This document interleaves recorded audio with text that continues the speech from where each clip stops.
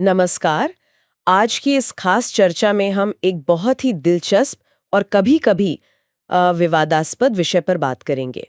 वो है धर्म और विज्ञान। क्या ये एक दूसरे के दुश्मन हैं या दोस्त? हाँ, ये सवाल अक्सर उठता है।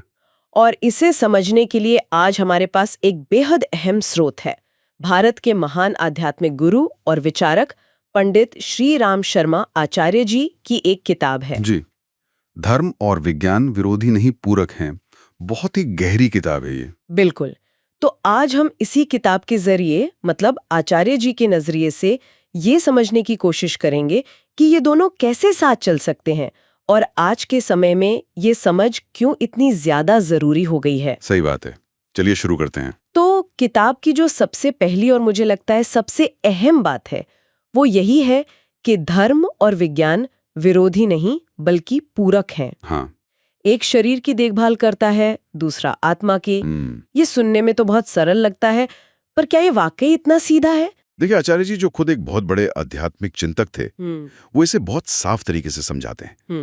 वो कहते हैं कि झगड़ा तब होता है ना, जब हम धर्म का मतलब सिर्फ बाहरी पूजा पाठ, कर्मकांड या फिर मतलब संप्रदाय से लगा लेते हैं। अच्छा। और विज्ञान को सिर्फ भौतिक चीजों, टेक्नोलॉजी तक ही सीमित मान लेते हैं। हाँ, ये आम धारणा तो है। बिल्कुल।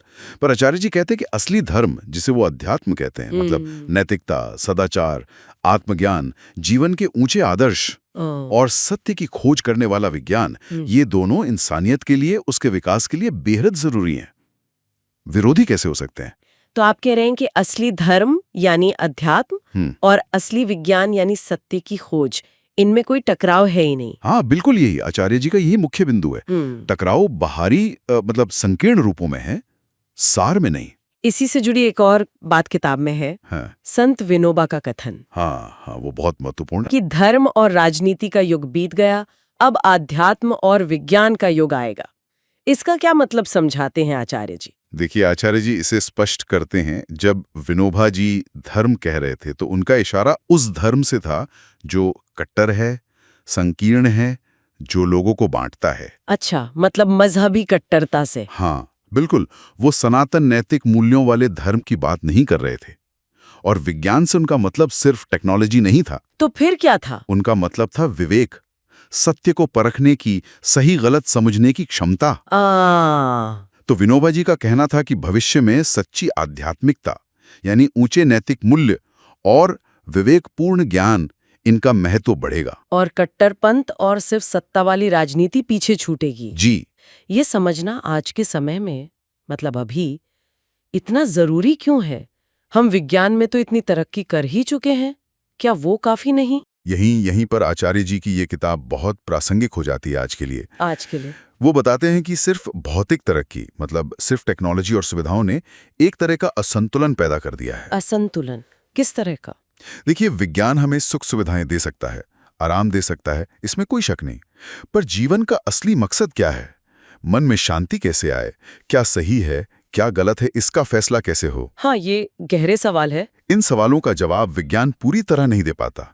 खासकर चेतना, भावनाएं, मृत्यु के बाद क्या होता है, इन चीजों पर विज्ञान अभी मौन है। और इसी असंतुलन, इसी अधूरेपन की वजह से आज समाज में इतनी बेचैनी, इतना तनाव, इतना बिखराव दिखता है चारों तरफ। मतलब भौतिक सुख तो है पर शायद भीतरी शांति गायब है। बिल्कुल सही। इसीलिए इस ज्ञान की, इस संतुलन की जरूरत आज सबसे ज्यादा है। तो आप कह रहे हैं कि विज्ञान बाहर की दुनिया संभाल ले और अध्यात्म अंदर की? हाँ, एक तरह से यही। आचार्य जी इसी संतुलन की बात करते हैं। भौतिक समृद्धि जरूरी है, पर अगर उसके साथ नैतिक मूल्य, सदाचार और परमार्थ की भावना ना हो। परमार्थ मतलब दूसरों की भलाई? हाँ, दूसरों का हित सोचने की भावना।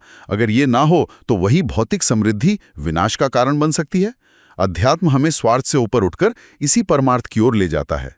तो फिर ये किताब एक आम इंसान की, एक पाठक की कैसे मदद कर सकती है उसकी रोजमर्रा की जिंदगी में? ये किताब ना एक बहुत ही साफ नजरिया, एक विजन देती है।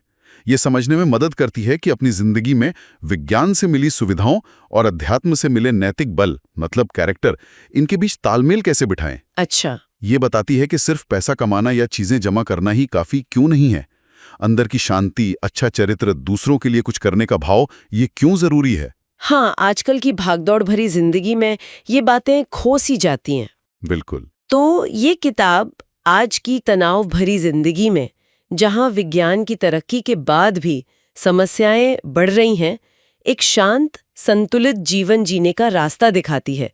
चुनौतियों का सामना करने के लिए एक मजबूत आधार देती है, मानसिक भी और नैतिक भी। तो अगर सार में कहें तो आचार्य जी का संदेश ये है कि विज्ञान हमें शक्ति देता है बाहरी दुनिया को बदलने की, हाँ, और अध्यात्म हमें विवेक देता है उस शक्ति को सही दिशा में इस्तेमाल करने का। बिल्कुल सही कहा आपने। एक सार्थक भरपूर जीवन के लिए दोनों का हाथ थामकर चलना ही होगा। और यहाँ एक सवाल है जो आचार्य जी उठाते हैं और जो हम सबको सोचना चाहिए। क्या? कि क्या हम अपनी रोज की जिंदगी में, अपनी भागदौड़ में इस संतुलन को बना पा रहे हैं? कहीं हमारी बाहरी तरक्की हमारी अंदरूनी शांति की कीमत पर तो नहीं हो रही? से जानने के लिए और पंडित श्री राम शर्मा आचार्य जी के विचारों को समझने के लिए उनकी ये किताब धर्म और विज्ञान विरोधी नहीं, पूरक है, जरूर पढ़नी चाहिए। हाँ, ये ऑनलाइन आसानी से मिल जाती है। हाँ, इसे ऑनलाइन मंगवाया जा सकता है। ये यकीनन एक नई सोच और दिशा देगी। चलिए अगली बार फिर मिलेंगे एक और ऐसी गहरी जानकारी के साथ।